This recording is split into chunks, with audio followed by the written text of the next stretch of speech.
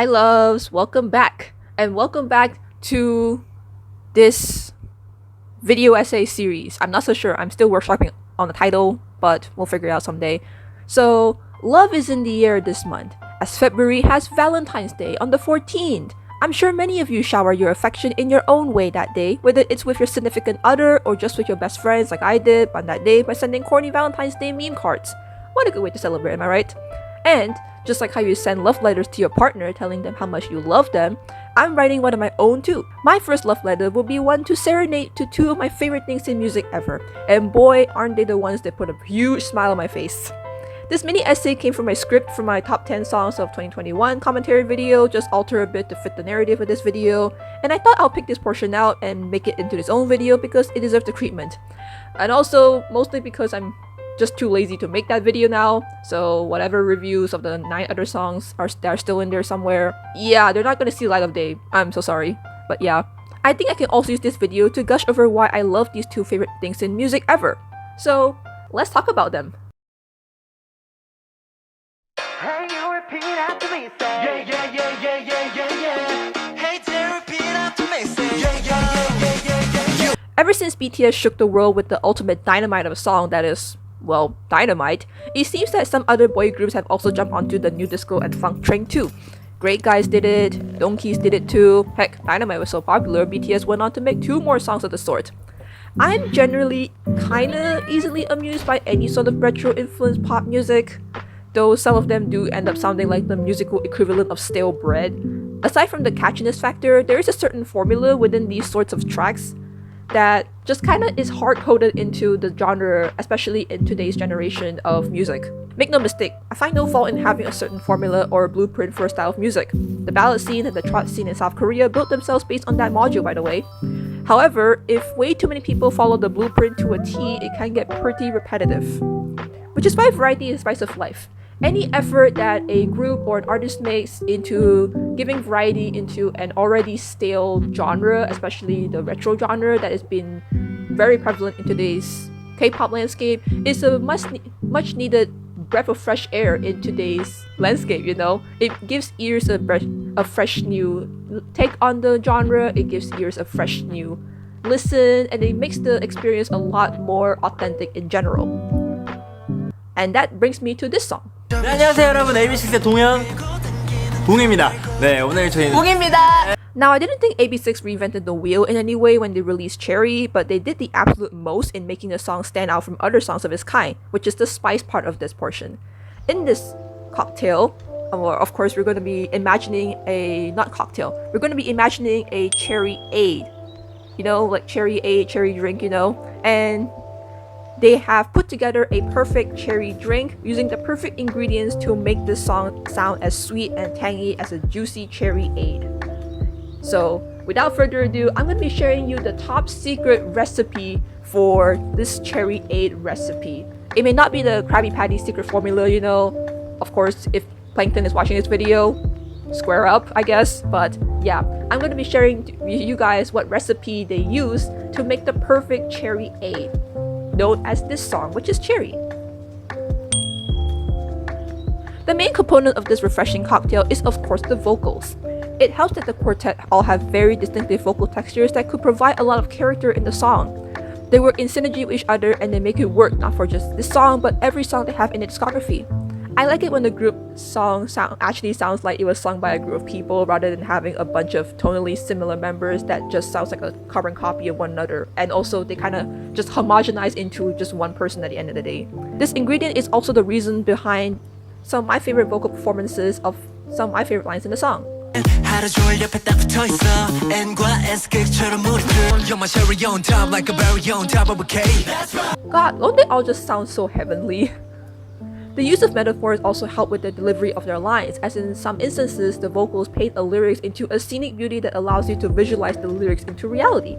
Your eyes so deep like valentines 넓은 바다 위 향하듯이 And I will swim in ocean blue With a cherry on top of cocktail blue.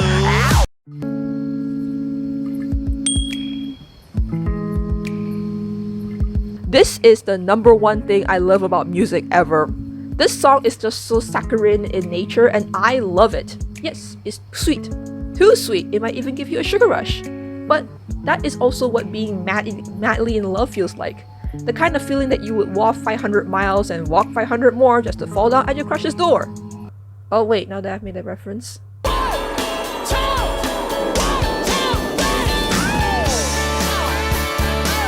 If there's one genre I'm a huge fan of, it's 80s new wave and power pop. The 80s and 90s era of music gave us a handful of songs where the sounds of an unapologetic pop rock dominated the airwaves, and they usually center around professing their undying love to the person they're professing to.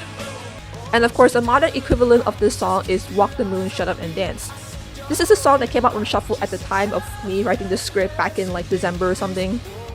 And what makes it so magical is that the pop rock sounds blend together with a bit of funk to create such a magical song that actually sounds like the frontman is madly in love with such a wonderful person that can take his breath away. And wouldn't you know it, Cherry also shares similar DNA with it. I'm not so sure if the person both of these acts are professing to will stay with them by the time the song ended, you know.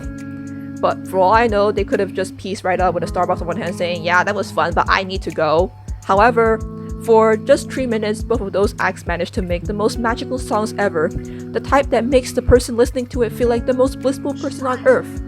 Cherry's big band production mixed with the slight twang of the new disco beats and the ever-sweet lyrics that describes the person as the most amazing and mesmerizing person on planet Earth.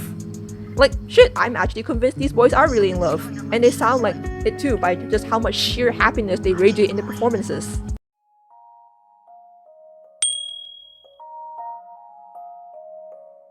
There are other squeezes of juices here and there with the musical production of the song.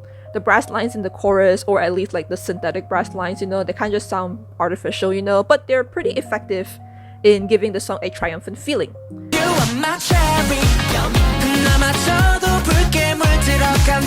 The key change towards the end is effective in bringing the whole song to a climax. So here we are now singing love. The mellow pre-chorus part not only gives the song a nice breather, but it provides a platform to build the melody greatly until the sledgehammer chorus kicks in.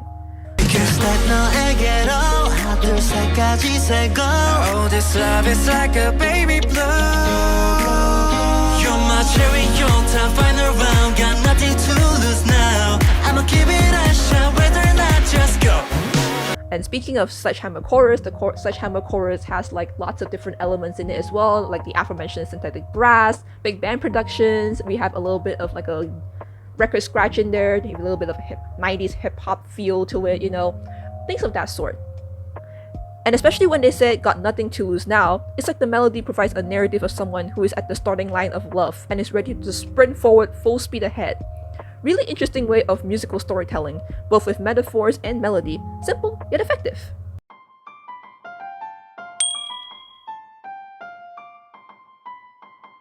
Here's another thing I love about music that seems pretty small, but having it makes me so happy, with little toppings and add-ons in my favorite boba drink.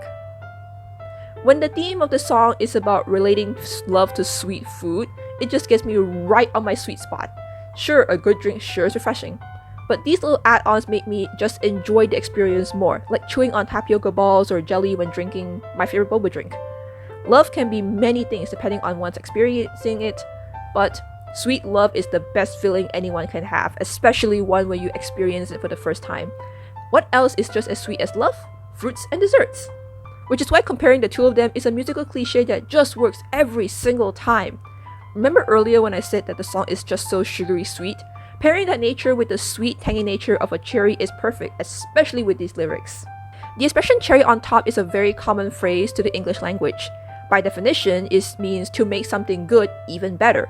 The etymology of this idiomatic expression came from the regular use of cherries on top of baked goods, mostly cake, and ice cream sundaes. I mean, ice cream sundaes are not baked goods actually, but yeah, cherries are used often in ice cream sundaes too. The reason why cherries are used often as a fruit of choice for desserts is something I'm genuinely curious about, but I can't seem to find any sources on. Like, why cherries? Why not apples, strawberries, mangoes? This is my homework for all of you today. Let me know why you think people use cherries often in baked goods and ice cream sundaes. My guess is that the cherry has a little stem on the top, and maybe it's something not common in a lot of fruits. Like having a small little fruit on top of something and a little tiny stem makes it really cute, no? I think I asked my mom about this yesterday at work, and she told me something like, oh, because it's aesthetically pleasing to look at, it's a cute little fruit. And I'm just like, oh, I mean, fair point, but strawberries are cute little fruits too, actually. But yeah, back to the idiom. The expression cherry on top is a good motif to decorate the song's themes with, comparing the lover to a cherry that makes their life even better, then using that sentence to flourish the song with other sentences and lyrics of a similar nature. Like using the color baby blue to further symbolize what they're feeling, which is a feeling of calamity and serenity. Also, using the word bite in place of kissing helps reinforce this metaphor a lot more. Just for this time, I'ma bite you off your lip. There's so much to love about the lyrics indeed, and it further enhances my love for using sweet food to describe love. But yes, love is as sweet as chocolates, berries, juice, and cakes.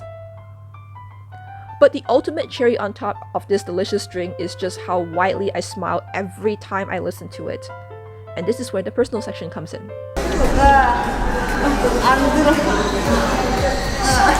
The song came out during the lowest points of my life. The months of September to December were shitty months of life for me. As you all know, yeah. I was pretty down on life, and combining it with my existential thoughts of what the hell I was going to do after I finished internship is not helping at all. I got out of a pretty bad job interview too.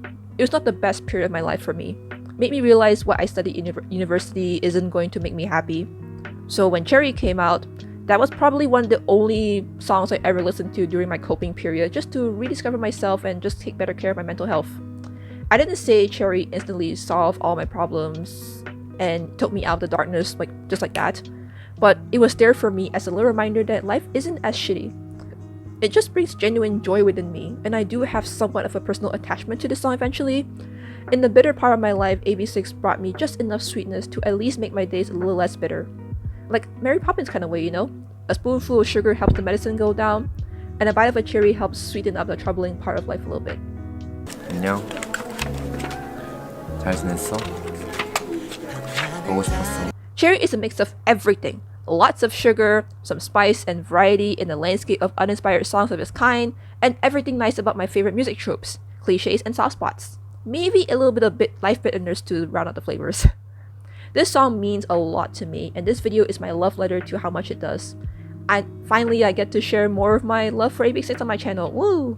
As they are currently my top favorite boy group tied with 101 at the moment. I love them and I love their music so much, and I hope I can express my love more through other analysis of the discography in the future.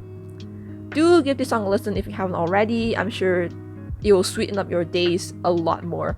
Stay safe around cars, and until then, be excellent to each other. Bye loves!